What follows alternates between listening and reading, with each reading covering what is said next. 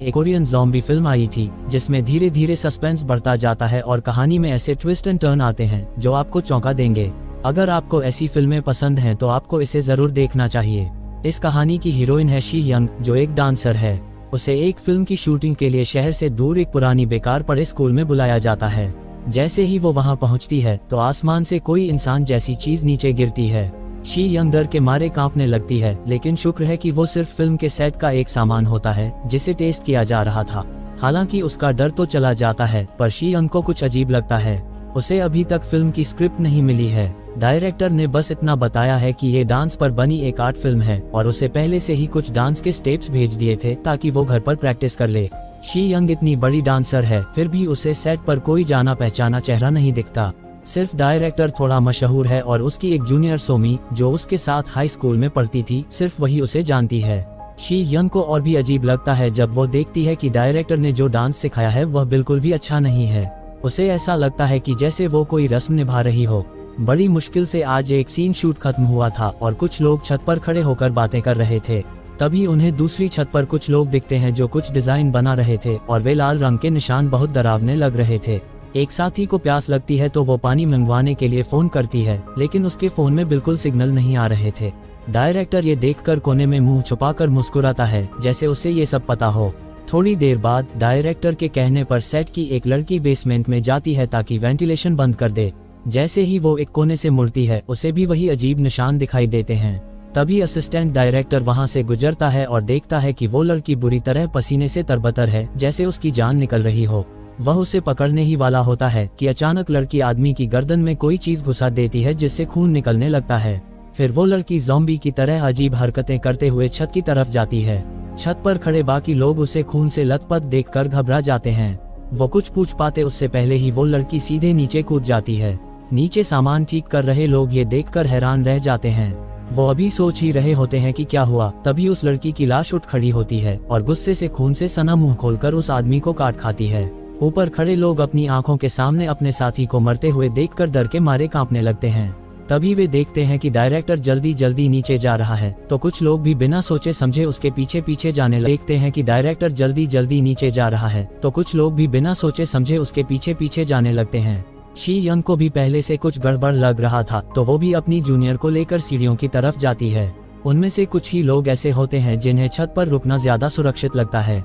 इधर she young और बाकी लोग जैसे ही मिलते हैं, वो देखते हैं कि डायरेक्टर लगातार कैमरे से शूटिंग कर रहा है। और भी अजीब बात ये थी कि ये जगह सालों से वीरान पड़ी है, फिर भी दीवार पर लगे सीसीटीवी कैमरे चल रहे थे। वे जितना सोच रहे थे मामला उतना गड़बड़ लग रहा था। सब लोग जल्दी से वहां से निकलना चाहते हैं, लेकिन रास्ते में उन्हें वही ज़ॉम्बी बना असिस्टेंट डायरेक्टर मिल जाता है। अच्छी बात ये थी कि उसे ताला खोलना नहीं आता, तो वो बस दरवाजे पर अंधाधुंध टक्कर मार रहा था। लेकिन जो लोग छत पर रुके थे उनके साथ बहुत बुरा होता है। निकलने का एक ही रास्ता है और उस पर लगातार ज़ॉम्बी टकरा रहे हैं और कभी भी वो टूट सकता है। दूसरी तरफ शी यंग और बाकी लोग ज्यादा भाग्यशाली होते हैं, बस उस गलियारे को पार करते ही वो बिल्डिंग से बाहर निकल जाएंगे। लेकिन जैसे ही वो आधी सीढ़ियां चढ़ते हैं, वो ज़ॉम्बी बना असिस्टेंट डायरेक्टर उनके पीछे पड़ जाता है। लगातार चीखों के बाद शी यंग और कुछ ही लोग बिल्डिंग से बाहर भाग पाते हैं। बड़ी मुश्किल से वो स्कूल के गेट तक पहुंचते हैं, लेकिन देखते हैं कि गेट बंद है। अगले ही पल आगे खड़े आदमी पर एक ज़ॉम्बी हमला कर देता है। उन्हें पता चलता है कि यहाँ 2 जिंदा ज़ॉम्बी लाशें पहरा दे रही हैं। ये जरूर किसी को भागने से रोकने के लिए होंगी। ये साफ साफ एक जाल था। बचे हुए 3 लोग पीछे के दरवाजे की तरफ भागते हैं। जूनियर लड़की सोमी थक जाती है और रास्ते में गिर पड़ती है। शी यंग और ड्राइवर बिना रुके फिल्म की वैन में कूदते हैं। जैसे ही वो गाड़ी स्टार्ट करते हैं तो बिल्डिंग से बहुत सारे ज़ॉम्बी निकल आते हैं। जैसे ही वो पीछे के गेट के पास पहुंचते हैं तो एक सफेद नकाब वाला व्यक्ति अचानक गोली चला देता है। शी यंग को जब होश आता है तो वो तुरंत वहां से भाग जाती है। उसे ड्राइवर की भी परवाह नहीं होती, जो सीट में फंसा रह जाता है। थोड़ी ही देर में बहुत सारे ज़ॉम्बी गाड़ी में घुस जाते हैं। शी यंग एक घर के पीछे छिप जाती है और डर के मारे सांस भी नहीं लेती। वह देखती है कि कुछ होश में दिख रहे ज़ॉम्बी पास आ रहे हैं, तो वह डर के मारे कांपने लगती है। तभी अचानक कोई मल्टीमीडिया रूम में जोरदार आवाज बजाता है। वो सारे ज़ॉम्बी उस आवाज की तरफ भाग जाते हैं। कमरे में छिपी शी यंग थोड़ी राहत की सांस लेती है, लेकिन वो देखती है कि डायरेक्टर भी वहीं छिपा हुआ है और अभी भी कैमरे से कुछ रिकॉर्ड कर रहा है। ये देखकर शी यंग को बहुत गुस्सा आता है। वह पूछती है कि क्या उसे पहले से सब पता था। डायरेक्टर कहता है कि वो भी बेकसूर है। दरअसल कुछ हफ्ते पहले एक रहस्यमयी औरत उससे मिलने आई थी और उसने उसे बहुत सारे पैसे दिए थे ताकि वो लोगों को यहाँ लाकर एक रस्म करे जिससे मरे हुए लोग वापस आ सकें। रस्म का तरीका वही अजीब डांस था जो शी यंग ने किया था और उसके लिए एक खास तरह का घेरा भी बनाना था। डायरेक्टर को लगा कि ये बहुत अच्छा मूवी सीन होगा, इसलिए वो तुरंत मान गया। यहाँ सब कुछ पहले से तय था और फोन के सिग्नल भी उन्होंने ही जाम किए थे।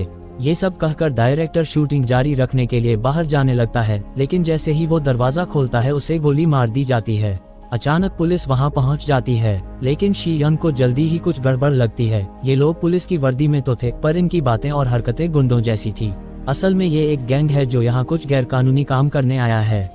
गैंग का सरदार डरता है कि शी यंग कहीं सब कुछ बता न दे, इसलिए वो उसे मारने ही वाला होता है कि तभी उसका एक आदमी चिल्लाता है, क्योंकि उसने गाड़ी में पहले से ही ज़ॉम्बी बने ड्राइवर को देख लिया था। सब लोग उधर देखते हैं और शी यंग मौका पाकर जंगल की तरफ भाग जाती है। गैंग का सरदार उस पर गोलियां चलाता है, लेकिन उसे एक भी गोली नहीं लगती। वो अपने आदमियों को उसके पीछे जाने को कहता है। बेचारी शी यंग आखिर में गैंग के हाथों पकड़ी जाती है। वो उनसे बार बार छोड़ने की भीख मांगती है। वहाँ हर तरफ ज़ॉम्बी घूम रहे होते हैं। छोटा गुंडा थोड़ा शक करता है और वॉकी टॉकी पर अपने साथियों को बुलाता है, लेकिन तभी पीछे से कोई उसे डंडे से मार देता है। एक सफेद नकाब वाला आदमी वहां आता है और जो गैंग के लोग वहीं रुके थे उन्हें भी सफेद नकाब वाले लोग घेर लेते हैं और वो ज़ॉम्बी बने ड्राइवर को भी मार देते हैं। इधर शी यंग की किस्मत फिर पलटती है। वो छोटा गुंडा अचानक उठ जाता है और बंदूक निकालकर सफेद कपड़ों वाले आदमी के साथ खुद को भी उड़ा लेता है। शी यंग अभी हैरान ही हो रही होती है कि तभी उसकी जूनियर सोमी आ जाती है। उसे यकीन नहीं होता कि वो बच गई। सोमी उसे पीछे के पहाड़ से घुमाकर ले जाती है और आखिरकार वो उस बेकार पड़ी स्कूल से बाहर निकल जाते हैं। फिर दोनों एक पेट्रोल पंप पर पहुंचते हैं। सोमी वहां के कर्मचारी से लैंडलाइन फोन मांगकर पुलिस को फोन करती है।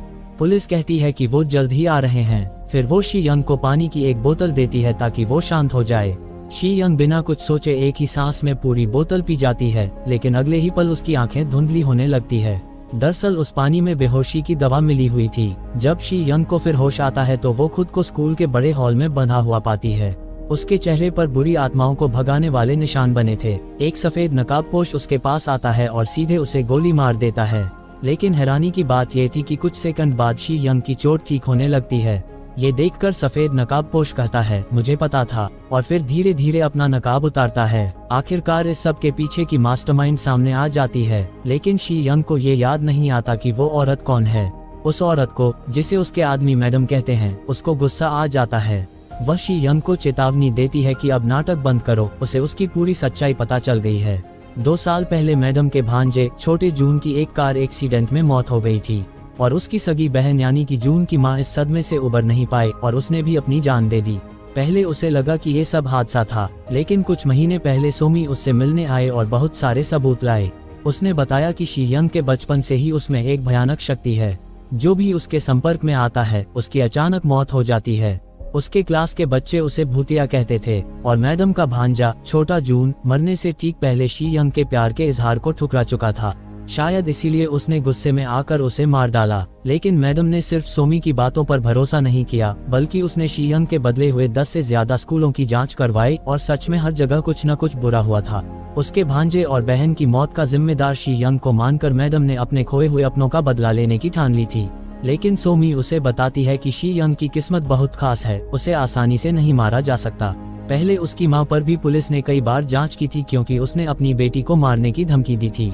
लेकिन इतने सालों तक शी यंग जिंदा रही, जब तक कि अचानक एक हादसा नहीं हो गया। शी यंग और उसकी मां की गाड़ी खाई में गिर गई। मां की तो मौके पर ही मौत हो गई, लेकिन शी यंग के शरीर पर एक खरोंच तक नहीं आई।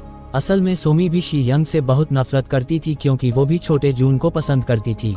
शी यंग को रास्ते से हटाने के लिए सोमी ने इलाके की सबसे मशहूर चुड़ैल से सलाह ली थी। चुड़ैल ने बताया कि सिर्फ जिंदा लाशों को बुलाकर ही उस शैतानी किस्मत वाली शी यंग को पूरी तरह से मारा जा सकता है।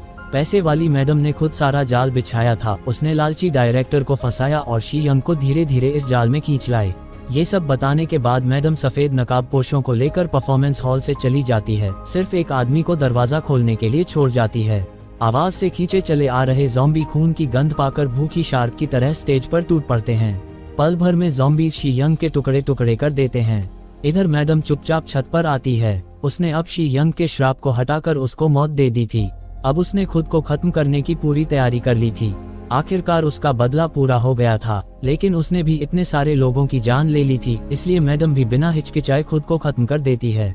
और इस पूरे खेल में सबसे ज्यादा फायदा सोमी को होता है। जब वो घर लौटती है तो थोड़ा अजीब व्यवहार करती है, फिर जब वो गलती से शीशे में देखती है तो उसमें उसे शी यंग का चेहरा दिखाई देता है। असल में जब उसे बेहोशी की दवा दी गई थी तब सोमी भी खुद शी यंग को मारने की कोशिश करती है, तो शी यंग को उस पर शक हो गया था, लेकिन कोई भी हथियार एक अदृश्य शक्ति से दूर हट जाता है। यही वजह थी कि शी यंग को मारा नहीं जा सकता था। फिर मैडम की पूरी योजना जानने के बाद उसने सीधे सोमी के शरीर के साथ अपनी आत्मा को बदल लिया था। जिस लड़की को पकड़ा गया था वो दिखने में शी यंग थी, लेकिन असल में उसकी आत्मा सोमी की थी। असली शी यंग छत पर आकर एक गुप्त तरीके से सोमी के हर काम और बात को कंट्रोल कर रही थी। इस चाल से उसने सबको बेवकूफ बना दिया था। इसके बाद शी यंग एक मुस्कान देती है, लेकिन उसे नहीं पता था कि सोमी ने जिस चुड़ैल से सलाह ली थी उसे पता चल गया था कि शी यंग अभी मरी नहीं है। उसने अब चुप नहीं रहने का फैसला किया और खुद आकर इस मुसीबत को खत्म करने की तैयारी कर ली। और इसी के साथ ये कहानी भी समाप्त हो गई।